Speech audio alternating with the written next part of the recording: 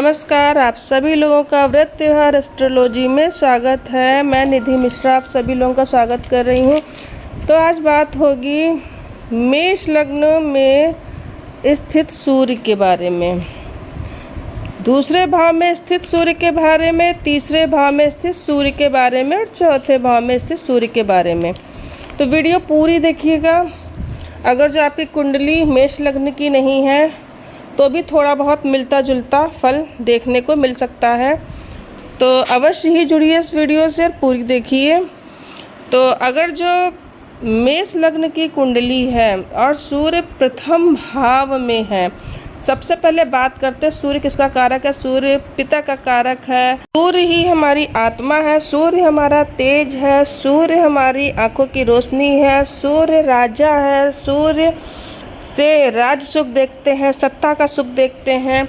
सूर्य प्रकाश है, सूर्य प्रभाव है। जहाँ पर बैठता है सूर्य, जहाँ पे देखता है वहाँ से प्रकाश और प्रभाव प्रभुत्व प्राप्त करता है। और फ्रेंड्स, जैसे कि ये प्रथम भाव है मेष लग्न का, जहाँ नंबर 1 लिखा है, इसको कहते हैं लग्न। और लग्न में जब सूर्य बैठा होगा तो फिर पंचम भाव का स्वामी होकर, अब जो लग्न है, जो नंबर 1 जहाँ लिखा वो आप स्वयं हो, और जहाँ पे नंबर 5 लिखा है वो आपका संतान का जगह है, संतान का स्वामी और आपकी विद्या का स्वामी और आपकी बुद्धि का स्वामी। जब लग्न में आ जाएगा तो 1 से लेकर 10 डिग्री तक परम उच्च का सूर्य होता है। मित्र की राशि में, मित्र के घर में है, त्रिकोण का स्वामी होकर केंद्र में आ गया है। तो यहाँ पे बहुत ही प्रभावी व्यक्तित्व तो आपका होगा। आप सरकारी नौकरी में भी हो सकते हैं। मान लीजिए यहीं पे मंगल भी आकर बैठ गया, तो सूर्य और मंगल दोनों मित्र हैं, तो यहाँ पर भी प्रबल सरकारी नौकरी का योग बन जाता है। ठीक है, आप यहाँ पे सेना में, पुलिस में हो सकते हैं। और यहाँ पे कहीं गुरु आकर, सूर्य गुरु बैठ गया तो बहुत अच्छा यहाँ पे रिजल्ट देंगे। आप बुद्धिमान होंगे, आप ज्ञानी होंगे, आपके विचार धार्मिक होंगे। आप जब बोलेंगे तो लोग आपको सुनेंगे, आपकी वाणी में बहुत प्रभाव होगा। आपकी जो संतान होगी धार्मिक होगी, आपकी संतान बहुत बुद्धिमान आपकी संतान होगी, आपका नाम रोशन करने वाली संतान होगी। संतान का स्वामी जब गुरु के साथ बैठेगा लग्न में होकर, और अगर जो यहाँ पे बुध बैठ जाए सूर्य के साथ तो भी यहाँ पे अच्छा रिजल्ट हमको मिलेगा। में फिर बुधादित्य योग बन जाएगा, लग्न में बुधादित्य योग बन जाएगा और आपकी बुद्धि काफ़ी तीव्र रहेगी। थोड़ा सा यहाँ पे प्रॉब्लम हो सकती है क्योंकि बुध जो है मेष राशि में बहुत अच्छा नहीं कहा गया है, लेकिन आप बुद्धिमान रहेंगे, अपनी बुद्धि के बल पर आप सब कुछ प्राप्त करेंगे। यहाँ पे आपको गवर्नमेंट जॉब मिल सकती है। कुछ यहाँ पे आपको बालों से रिलेटेड प्रॉब्लम हो सकती है, सर में बाल कम हो सकते हैं। 7वीं दृष्टि जा रही है अपने शत्रु की राशि में, तो स्त्री, अगर जो पुरुष हैं तो थोड़ी मतलब आपको अपनी वाइफ से थोड़ी प्रॉब्लम हो सकती है। बिजनेस में अगर बिजनेसमैन है तो बिजनेस में भी थोड़ा लॉस रह सकता है, उतार चढ़ाव की स्थिति बनी हुई रह सकती है। तो अब यहाँ पे 7वें भाव का स्वामी शुक्र कहाँ बैठा, इसको भी देखना चाहिए, तब जाके कोई भविष्यवाणी करनी चाहिए। तो ऐसे भविष्यवाणी नहीं की जा सकती है, सब कुछ देखना पड़ता है पूरी कुंडली में। अब बात करते हैं अगर जो सूर्य बैठे जाके द्वितीय भाव में शुक्र के घर में, हालांकि इसकी शत्रु की राशि है, तो यहाँ पर भी जो है हम शुक्र की पोजीशन पहले देखेंगे कि शुक्र कहाँ पर है। ठीक है, अगर जो तीसरे भाव में बैठा है शुक्र तो भी ठीक है, चौथे में बैठा है तो भी ठीक है, 5वें में बैठा है तो भी ठीक है। तो यहाँ पे हम शुक्र की भी पोजीशन देखेंगे।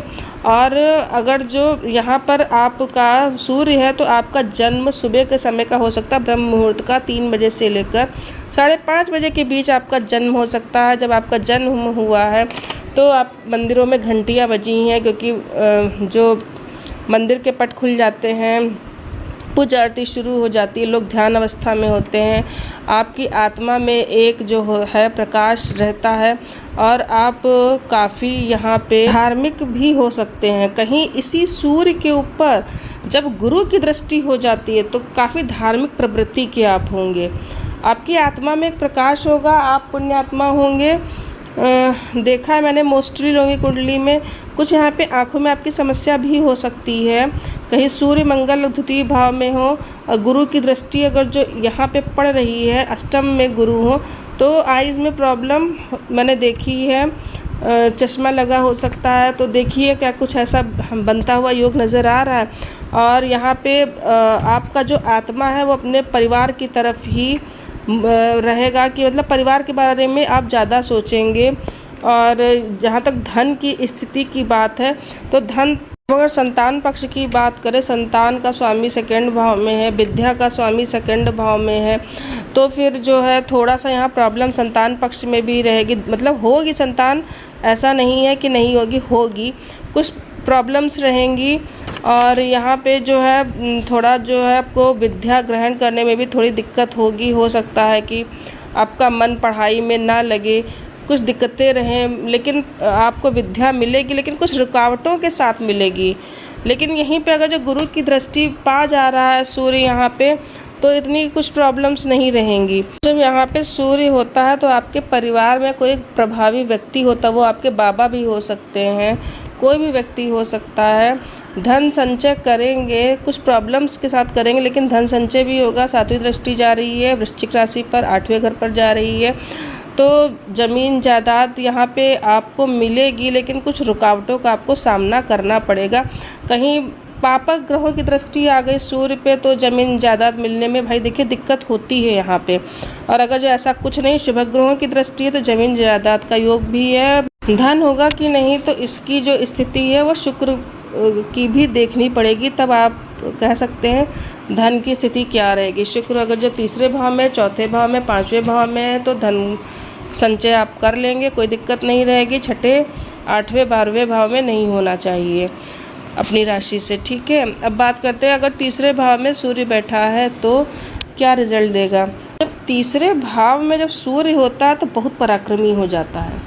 कैसे पराक्रमी हो जाता है, क्योंकि तीसरे भाव में आकर क्रूर ग्रह और पापी ग्रह जो होते हैं अच्छा फल देते हैं।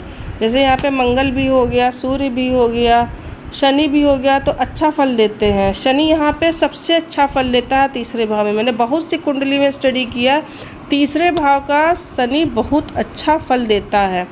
कोई मतलब बॉडी में कोई तकलीफ़ नहीं देता, काफ़ी अच्छा फल देता है। कभी इस पर भी बताऊँगी, नहीं तो हो जाएगी। अच्छा, तो हम बात कर रहे थे कि जब 5वें भाव का स्वामी, संतान भाव का स्वामी, विद्या स्थान का स्वामी, जब त्रिकोण का स्वामी जब पराक्रम भाव में आएगा, तो आपकी संतान बहुत पराक्रमी होगी, बहुत तेज होगी, कर्मठ होगी, ठीक है, बुद्धिमान होगी आपकी संतान। और आपकी संतान से आपका नाम भी यहाँ पर होगा। और अगर जो यहाँ पर इस सूर्य के साथ कहीं बुध आ जाए तो भी बहुत अच्छा रिजल्ट मिलेगा, कि बुध अपने ही घर में आ गया, ठीक है। हालांकि यहाँ पे सूर्य बुधादित्य योग के बहुत प्रभाव नहीं देगा, क्योंकि जो सूर्य बुध का जो योग होता है, मैंने देखा केंद्र में या त्रिकोण में काफ़ी प्रभाव देता है। तो लेकिन आप फिर भी यहाँ अपनी बुद्धि के बलबूते पर ऊंचाइयों को हासिल करेंगे। और अगर जो यहाँ पे कहीं मंगल आ गया, सूर्य मंगल, तो आप सेना में, पुलिस में, मिलिट्री में हो सकते हैं। और हाँ, आप खेलों में भी अच्छा प्रदर्शन कर सकते हैं। जो मेष लग्न की कुंडली वाले जातक होते हैं, वृश्चिक वाले होते हैं, और अगर जब मंगल कहीं से यहाँ पे बहुत प्रभावशाली हो गया, तो खेलों में भी ये लोग अच्छा प्रदर्शन करते हैं, ये भी मैंने देखा है। गुरु कहीं यहाँ पर हो गया तो बुद्धिमान के साथ आप नीतिवान, ज्ञानवान, धर्मज्ञ होंगे। और इसकी जो दृष्टि, सूर्य की जब दृष्टि अपने मित्र की राशि पर पड़ती है, तो बहुत भाग्यशाली आप होंगे। आप अपने भाग्य से सब कुछ प्राप्त कर लेंगे। गवर्नमेंट जॉब भी यहाँ पर आपको मिल सकती है, ठीक है। अब बात करते हैं भाव में जब सूर्य होगा, जहाँ पे 4 नंबर लिखा है, तो राजा आ गया रानी के घर में। चंद्रमा रानी है, सूर्य राजा है। चंद्रमा माता का कारक है, चंद्रमा मन का कारक है। और जब चौथे भाव में आ गया तो काफ़ी कंफर्ट फील करेगा, बड़ा आराम से सूर्य यहाँ पे रहता है।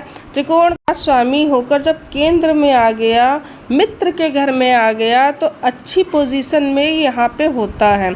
केंद्र और त्रिकोण का परिवर्तन यहाँ पे है, और एक चीज़ है, लेकिन यहाँ पे कह सकते हैं कि बहुत महत्वाकांक्षी तो यहाँ का सूर्य नहीं बनाता है। जितने में सोचता है कि चलो जो है, जो मिला है उसी में वो सेटिस्फेक्शन कर लेता है। लेकिन और जो बहुत से लग्न होते हैं उनमें मैंने देखा, लेकिन मेष लग्न में ऐसा नहीं होता है। मेष लग्न का थोड़ा सा अलग इफ़ेक्ट यहाँ पे सूर्य देता है, क्योंकि यहाँ का जो सूर्य होता है वो मित्र के घर का होता है। तो पंचमेश जब विद्या का स्वामी, संतान भाव का स्वामी जब यहाँ पे आता है चौथे भाव में, तो जातक सरकारी नौकरी में भी हो सकता है ऐसा जातक। और कहीं से अगर जो सूर्य के साथ बुध बैठ गया तो भी जो है अच्छा रिज़ल्ट ये देता है। आप गवर्नमेंट जॉब में हो सकते हैं, पॉलिटिक्स के क्षेत्र में भी आप यहाँ पे हो सकते हैं।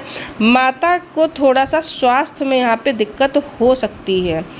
जब शनि और सूर्य जैसे ग्रह यहाँ पर होते हैं चौथे भाव में, तो कुछ माता को हेल्थ इश्यूज़ हो जाते हैं थोड़े बहुत, लेकिन माता का सुख मिलेगा, ऐसा नहीं है। माता का सुख मिलता है, दे देता है, ठीक है। और यहाँ पे अगर जो कहीं गुरु आ जाए तो समझ लीजिए भाग्य स्थान का स्वामी जब चौथे भाव में जाएगा, सूर्य के साथ जाएगा, परम भाग्यशाली योग। यहाँ पर भाग्य के बल पर आप सब कुछ पा लेंगे। सरकारी क्षेत्र में भी हो सकते हैं, पॉलिटिक्स में भी हो सकते हैं, आप प्रोफेसर भी यहाँ पे हो सकते हैं।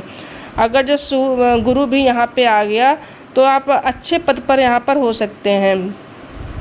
लेकिन ये बात हो रही है मेष लग्न की कुंडली में अगर चौथे भाव का सूर्य, कोई और लग्न है तो फिर रिजल्ट में फिर जो है चेंजेस हो जाते हैं, वो मैं बताऊंगी, ठीक है, आगे बताऊंगी, आप जुड़े रहिएगा। अगर जो इसी सूर्य के ऊपर पापक ग्रहों की दृष्टि होती है तो पिता के लिए थोड़ी मुश्किल हो जाएगी। पिता से संबंध आपके खराब हो सकते हैं, कटुता हो सकती है आपके और पिता के संबंधों में, वैमनस्य की भावना हो सकती है। लेकिन अगर जो क्रूर ग्रहों की दृष्टि नहीं है तो ऐसा कुछ नहीं होता है, ठीक है। पिता का सपोर्ट भी मिलता है, साथ भी मिलता है।